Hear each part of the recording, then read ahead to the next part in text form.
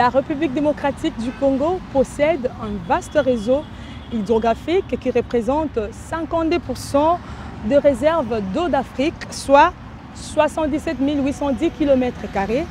Et cela justifie la mise en place d'une réglementation nationale pour la conservation et la production rationnelle de cette ressource. Madame, Messieurs, bienvenue dans ce nouveau numéro de votre magazine environnemental qu'on appelle Info Verte.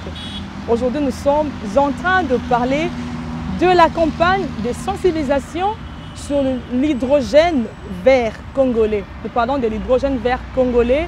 Cette thématique, nous l'abordons avec un expert. Il est expert en management de systèmes énergétiques et énergie renouvelable. Il s'appelle Monsieur Idriss Moufouka Koudié. Il est aussi coordonnateur général du cabinet d'études et conseil qu'on appelle Melo Énergie. Je dis bonjour monsieur. Bonjour monsieur madame. Idriss. Comment vous allez? Je vais très bien par la grâce de Dieu.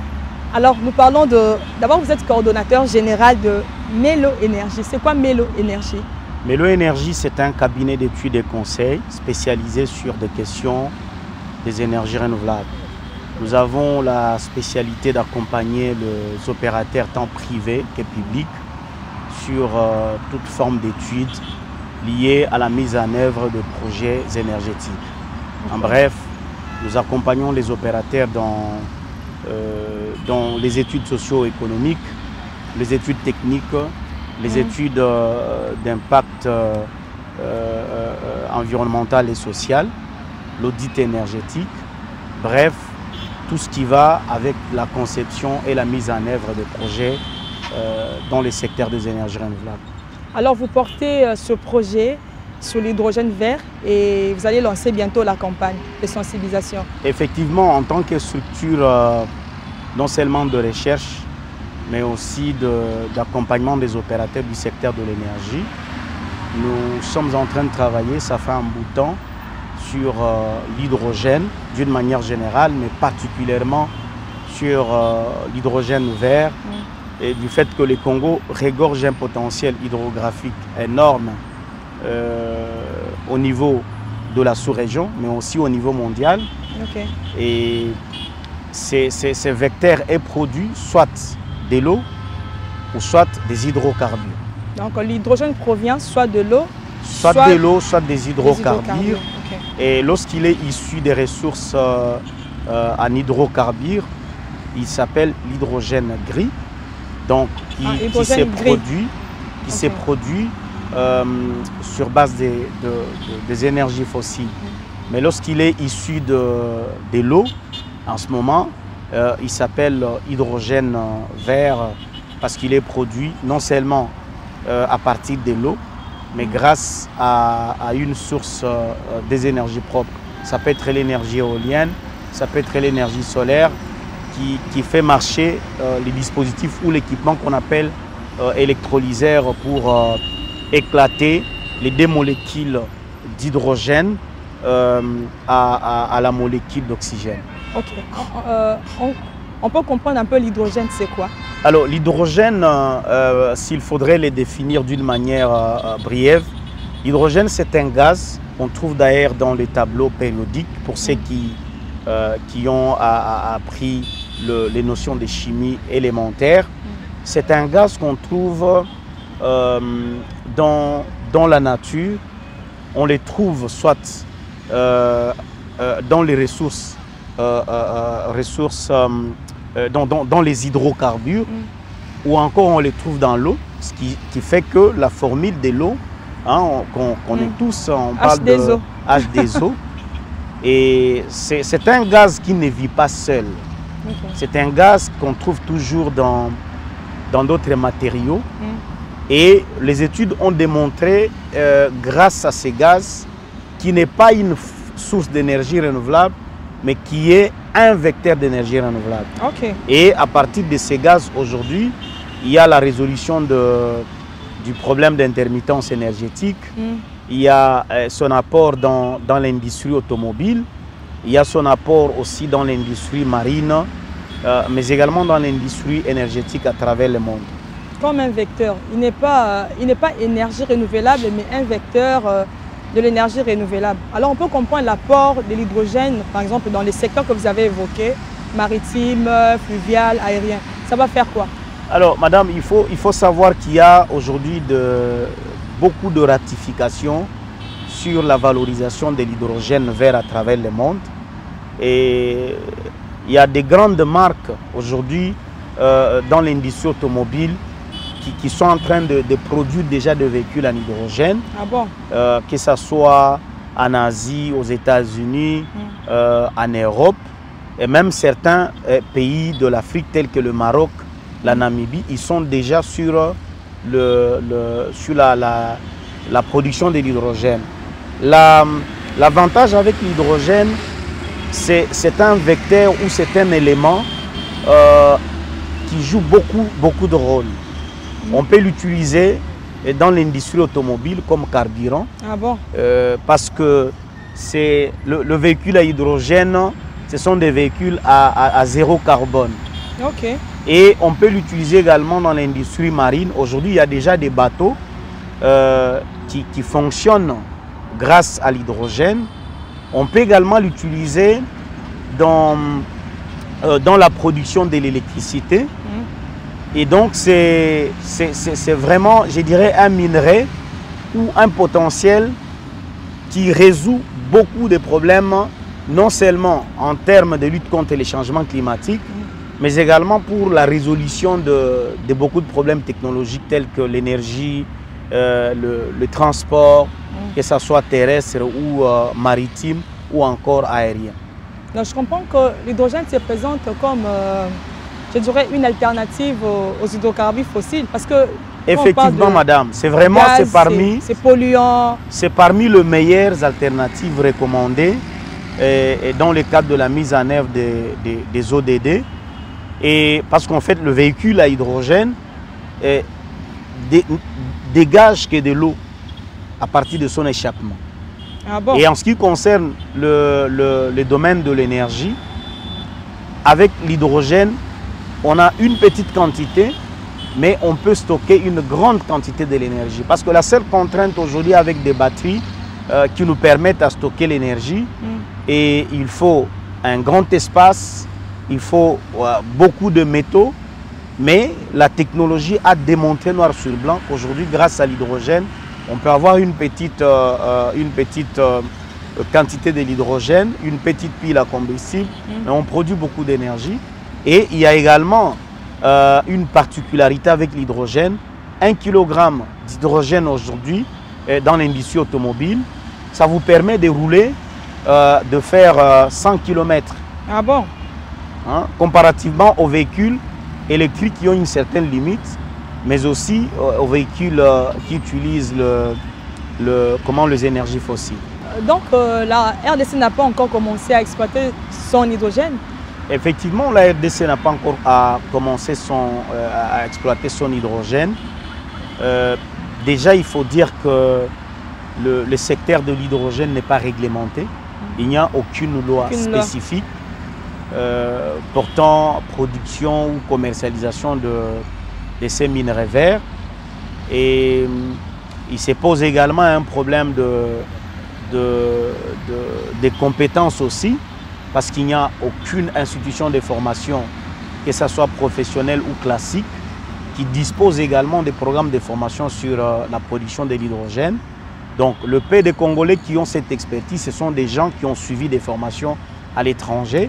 Et c'est l'une des raisons qui nous a poussé à mettre en place ces projets de campagnes de sensibilisation institutionnelle où nous allons premièrement inciter ou pousser, accompagner le gouvernement congolais à mettre en place un cadre réglementaire dans le secteur de l'hydrogène vert et accompagner également le ministère sectoriel qui sont concernés par la production de l'hydrogène, donc renforcer en capacité les experts, que ce soit du ministère de Ressources hydrauliques et électricité, de l'environnement, des hydrocarbures, mais également celui de la recherche scientifique. Okay.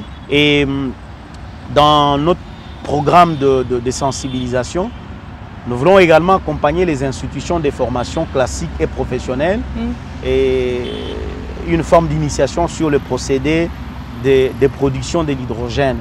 L'idéal pour nous, c'est de faire en sorte que, non seulement au niveau de la réglementation, le gouvernement congolais va prendre des dispositions, mais également au niveau des institutions de formation, qu'on puisse déjà disponibiliser des compétences dans ces domaines. Tout à fait. Et ce qui va faire en sorte qu'une fois les marchés est ouvert, parce qu'il y a déjà des investisseurs qui sont en train de se bousculer pour venir investir ici, dans ce secteur et dans notre pays. Mais comment investir dans un secteur qui n'est pas réglementé, un secteur où il y a carence de compétences. Et au-delà d'être un cabinet d'études, mais nous sommes également des Congolais, nous avons cette responsabilité d'apporter notre contribution au développement de notre pays. Alors il y a une question qui me monte un peu à l'esprit. Je me dis, même les industries ont besoin des énergies fossiles. Est-ce qu'il y a possibilité de se retrouver vraiment avec, je dirais même dans les transports, avoir vraiment un monde décarboné s'il faut utiliser l'hydrogène? Est-ce possible? Madame, je crois que c'est une très belle question, mais j'ai toujours dit qu'il ne faut pas définir la transition énergétique de la même manière avec l'Occident. Les pays occidentaux, ils sont très avancés sur le plan industriel. Et ce sont eux qui ont pollué le monde et l'Afrique. Donc nous, aujourd'hui, on est victimes de leur industrialisation. Et donc on ne peut pas, pour le cas de la RDC, on ne peut pas parler de la migration des énergies fossiles vers les énergies renouvelables directement. C'est un processus chez nous.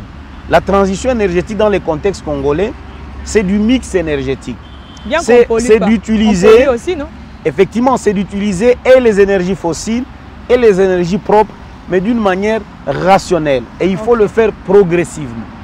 Donc, l'approche de l'hydrogène, ce n'est pas pour abolir les énergies fossiles, non. Et vous savez, on est le 21e siècle, c'est un siècle de la mondialisation, c'est un siècle de cohabitation. Et ce qui fait que si nous, aujourd'hui, on ne prend pas les dispositions sur cette question de l'hydrogène vert, ben, à un moment donné, on va se retrouver dans une situation,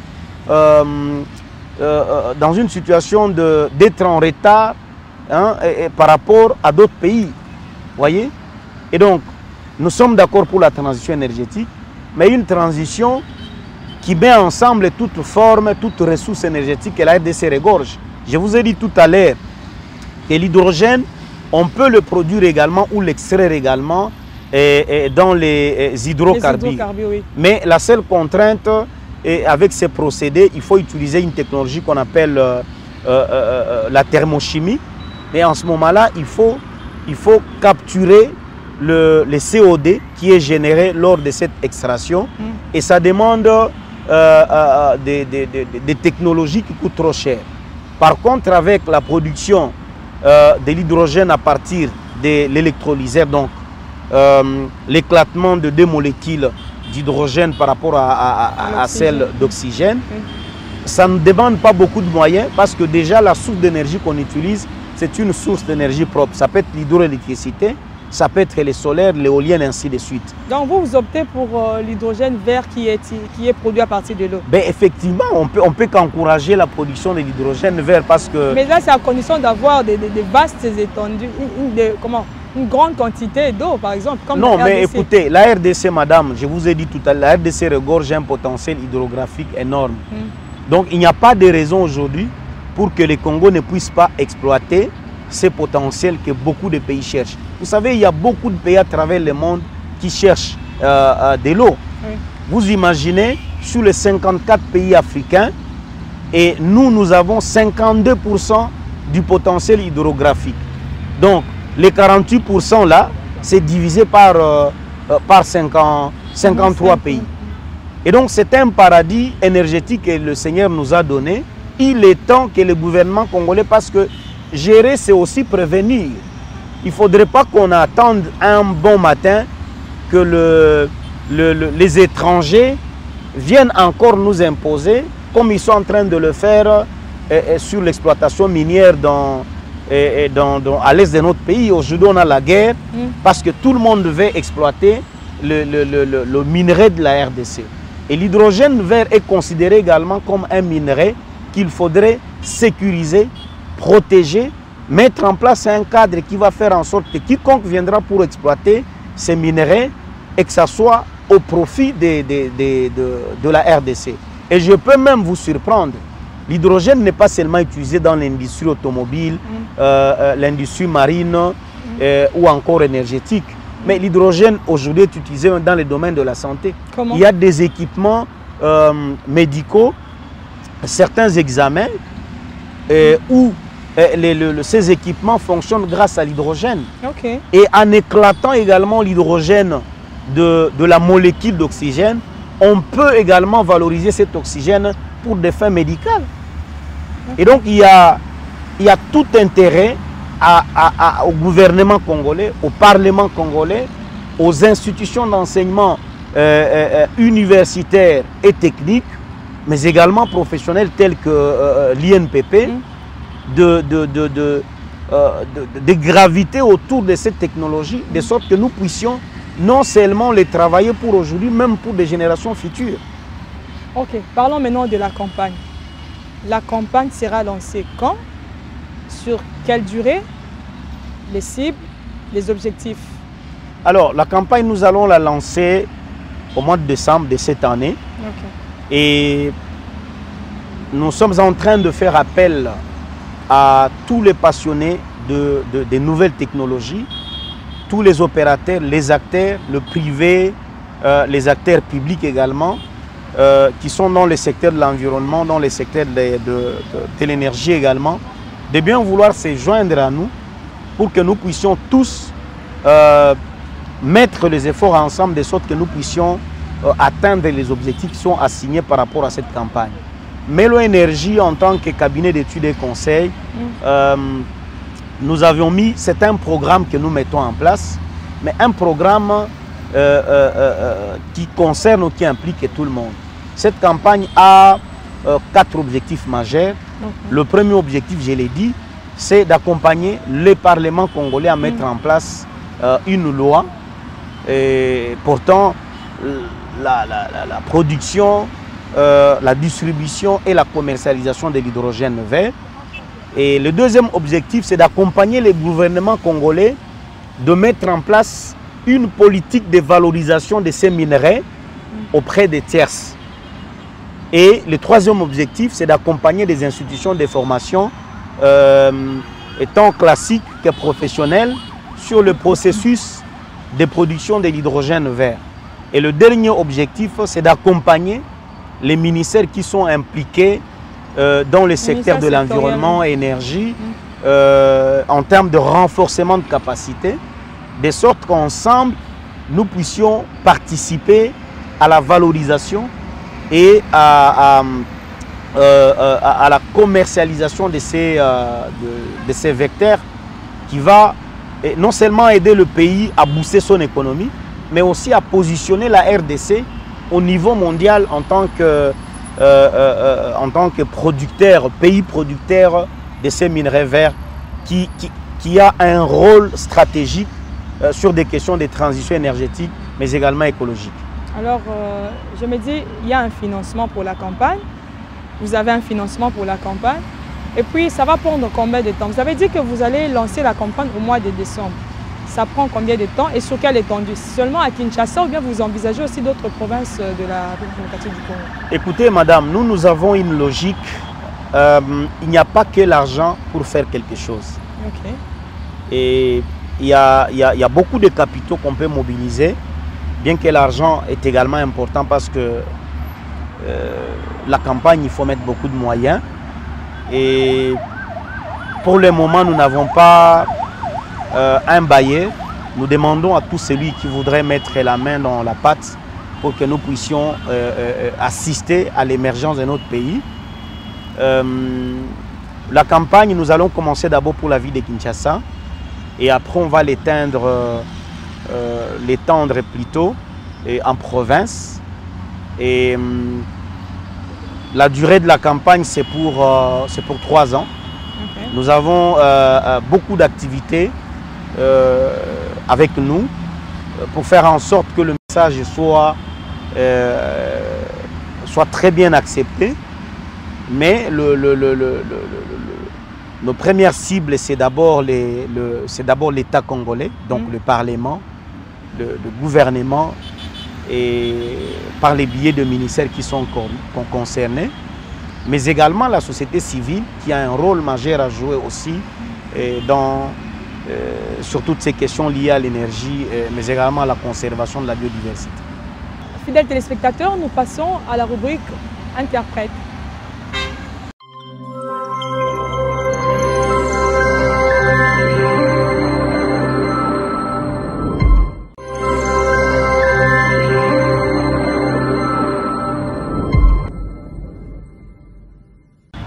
Bandeko nanga ba Congolais, tozo senga na bino, boya tosungana tosimbana melo énergie pour la campagne ya hydrogène vert.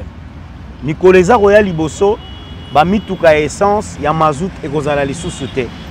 Parce que toza na besoin tosalela biloko ezali ko polluer environnement te. Yango hydrogène vert ezali eloko to matière oyo Congo azana yango ebele. Toza na bosenga parlement ya RDC, gouvernement na biso, bande kwa société civile, ba institut de formation ezala universitaire to professionnel, to simba na elongo po to sala campagne ya hydrogène vert. Bata tuni ba mamu benaka sai ndinu bikila botu kwatanga na kubianza kwa kuvaloriser hydrogène vert.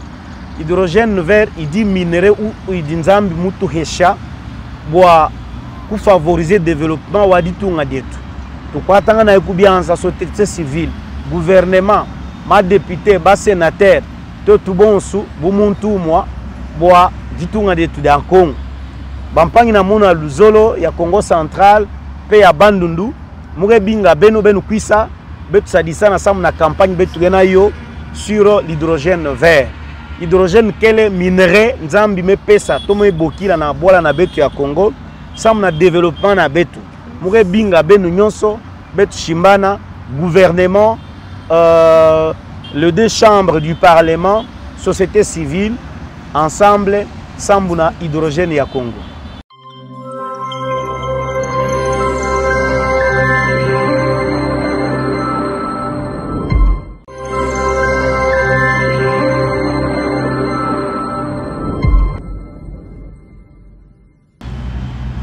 Fidèles téléspectateurs de Info Verte, j'espère que vous avez compris, comme moi, que la République démocratique du Congo est un pays potentiellement riche et va vraiment apporter la solution en termes de la crise écologique et énergétique. Très heureuse de vous présenter ce numéro de Info Verte et je vous dis à très bientôt pour un autre numéro.